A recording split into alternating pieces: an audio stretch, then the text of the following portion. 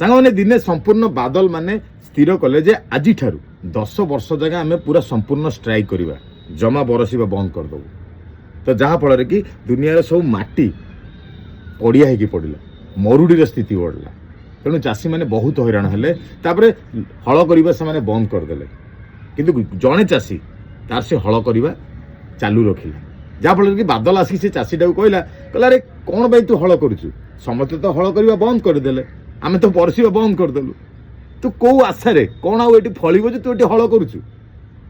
ଚାଷୀ ତା ପ୍ରତି ଉତ୍ତରରେ କହିଲା ଭାଇ, ଯଦି ମୁଁ ଆଜି ହଳ ନ କରୁଛି ହୁଏତ 10 ବର୍ଷ ପରେ ମୁଁ ହଳ କରିବା ଭୁଲି ଯାଇଥିବି, ତେଣୁ ମୁଁ ମୋର ଅଭ୍ୟାସ ଜାରି ରଖିଛି। ତେଣୁ ବାଦଲ ବି ଚିନ୍ତା କଲା ଯଦି ପ୍ରକୃତରେ ଆଜି ମୁଁ ନ ବରସୁଛି ତାହେଲେ ହୁଏତ 10 ବର୍ଷ ପରେ ମୁଁ ବରସିବା ବି ଭୁଲି ଯାଇଥିବି। ତେଣୁ ସେ ବରସିବା ଆରମ୍ଭ କଲା।